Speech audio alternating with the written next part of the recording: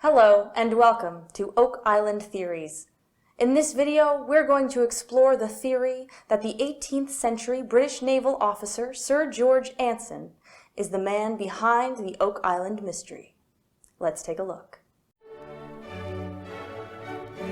In Season 4, Episode 13 of The Curse of Oak Island, researcher Gary Clayton informed Oak Island Tours Inc. of his theory that Oak Island's underground structures are the work of celebrated 18th century English naval officer George Anson. He suggested that Anson, during his famous circumnavigation of the globe in the 1740s, deposited a treasure on Oak Island at the behest of London's Royal Society. George Anson was born in Shugborough Hall, a manor in Staffordshire, England, on April 23, 1697. In 1712, 15-year-old Anson entered the British Royal Navy. At that time, most of Europe was embroiled in the War of Spanish Succession, a conflict in which the Holy Roman Empire and its allies, the Grand Alliance, England, Portugal, Habsburg Spain, and the Dutch Republic, and France and its allies, Bourbon Spain and Bavaria, fought to put and keep, respectively, their preferred royal candidates on the Spanish throne. During this turbulent period, teenage Anson got his first taste of Navy life, a vocation which he would pursue to the fullest.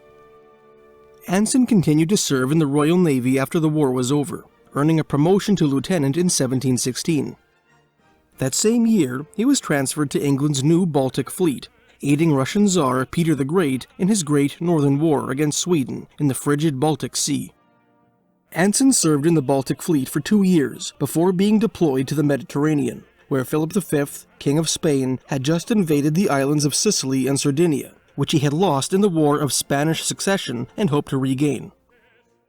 Under the command of Admiral George Byng, Anson and the British fleet attacked the Spanish fleet off Sicily in the Battle of Cape Passaro, a battle which would touch off the War of the Quadruple Alliance, fought between Spain and the Quadruple Alliance, the Holy Roman Empire, Great Britain, France, and the Dutch Republic.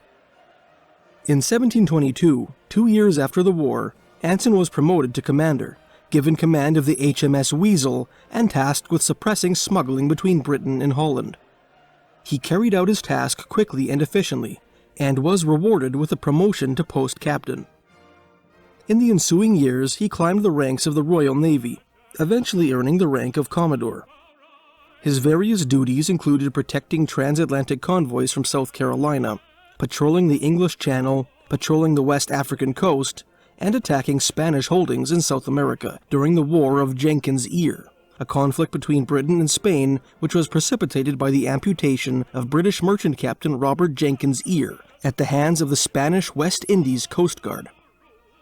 In 1740, during the War of Jenkins' Ear, Commodore Anson was given command of 6 warships, 1,354 sailors, and 500 troops of questionable quality, half of them comprised of sick, old, and wounded soldiers from the Royal Hospital Chelsea, and England's veteran hospital, and the other half consisting of green, untrained Marines, along with instructions to cross the Atlantic, round Cape Horn, the southernmost tip of South America, sail north up South America's west coast, and attack the Spanish port cities of Callao, Lima, and Panama. Anson's voyage across the Atlantic was a nightmare. After narrowly avoiding a squadron of Spanish warships near the Portuguese island of Madeira, Anson's crew was ravaged by typhus, a disease transmitted by lice, and dysentery. Upon reaching Santa Catarina Island off the southern coast of Brazil, the squadron stopped to take on firewood, fresh water, and provisions, to purge the ship of vermin, and to make some much-needed repairs. During this time, Anson's already sick crew was plagued by mosquito-borne malaria. By the time the squadron was ready to set sail again, scores of crewmen had succumbed to sickness. After evading Spanish warships near the eastern mouth of the Strait of Magellan, Anson and his men stopped at the natural harbor of Puerto San Julian. After resting some time, the squadron continued down the coast and around Cape Horn, battling storms, icebergs, unknown ocean currents, and scurvy in the process. By the time they reached the Pacific Ocean, hundreds of sailors had died. 2 ships had turned around, and a 3rd ship had wrecked on an island off the Chilean coast, where its crew mutinied. Anson's remaining crew stopped at the Juan Fernandez Islands, where they recovered their health and repaired their ships. During this time, they captured a number of unsuspecting merchant vessels, appropriating their bullion and imprisoning their crew. An Irish crew member of one of these newly captured merchant vessels informed Anson that a Spanish ship bound for the town of Paita, Peru, had spotted Anson's ships not long before. Anson decided to attack the town immediately and succeeded in capturing it almost completely without bloodshed. After stripping the town of its wealth, Anson burned it to the ground, with the exception of 2 churches. He also sank the Spanish vessels in the town's harbor.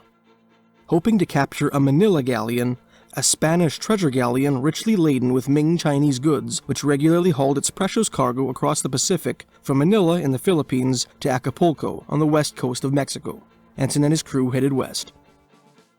A short distance into their journey, they began to suffer from scurvy and serious ship leaks. By the time they made it to the tropical isle of Tinian, one of the Mariana Islands, about 9 men on average were dying each day. After recovering on Tinian, Anson and his crew set out for the Portuguese trading port of Macau, China.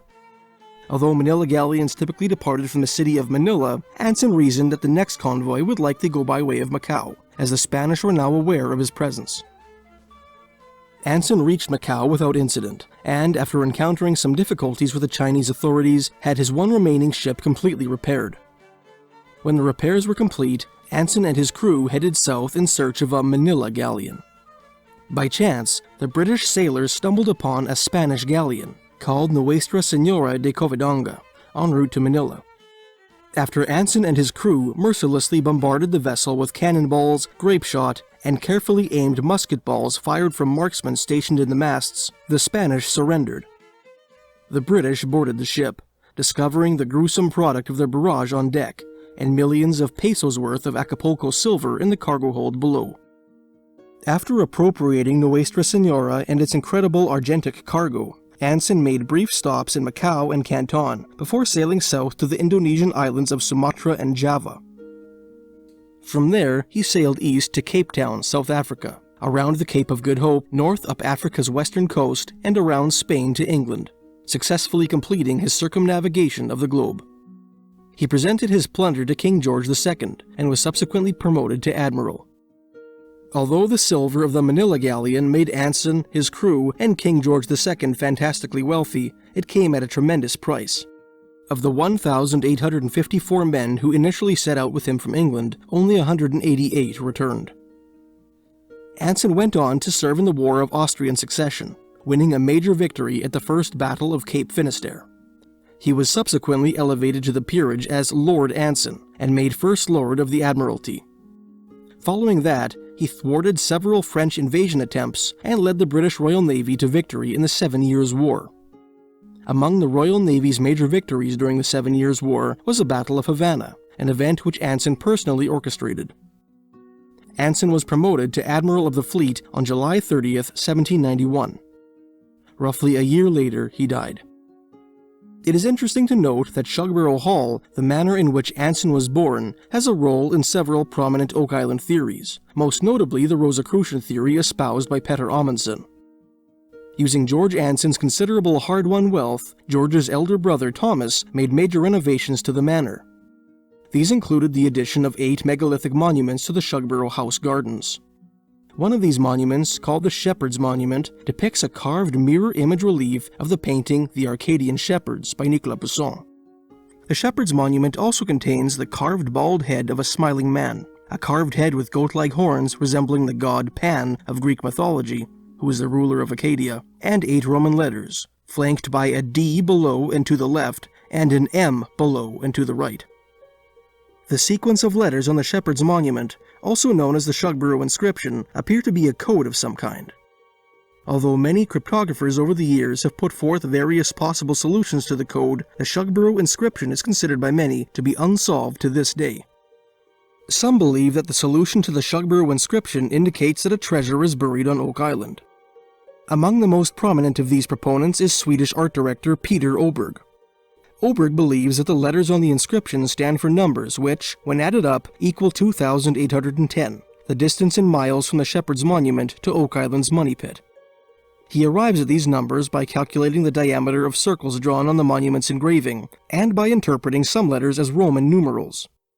Oberg also believes that the 8 monuments of Shugborough Hall create a map which leads to Oak Island, and that hidden maps found in Poussin's paintings produce another larger map, which also leads to Oak Island. Another Scandinavian who believes the Shugborough Inscription leads to Oak Island is Norwegian organist and amateur cryptographer Petter Amundsen. Amundsen believes that the inscription is a 3-level cipher. On the first level, the letters form some sort of anagram, which, when some letters are switched to their Greek forms, appears to suggest the name Thomas Anson, the man who commissioned the Shepherd's Monument. The second cipher level, decoded using a key in a poem, Greek mythology, and astronomy, allegedly creates a celestial map which leads to Oak Island. The third alleged cipher level, first discovered by another Norwegian, Øystein Bruno Larsen, involves turning the inscription letters into geographic coordinates, which lead to a location 1.5 nautical miles from Oak Island. In Season 4, Episode 13, Gary Drayton met with the Fellowship of the Dig and put forth his theory that Admiral George Anson is the man behind the Oak Island mystery. Clayton informs the treasure hunters of a legend which holds that the Royal Society, an English scientific society with alleged ties to Rosicrucianism, Freemasonry, and the Knights Templar, entrusted Anson with a vast, priceless treasure and, quote, revealed a coded map to him that relied on constellations, and which was based on navigation calculations made at the Royal Greenwich Observatory under a commission by King Charles II in 1675, unquote. According to Clayton's theory, Anson's circumnavigation of the globe in the 1740s was really a mission to follow the Royal Society's celestial map to a location in the New World and bury the treasure there. What are your thoughts on the George Anson theory of Oak Island? Let me know in the comments below.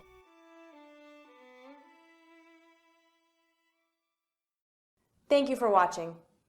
If you enjoyed this video and would like to support this channel, please check out the Oak Island Encyclopedia by clicking the link in the description.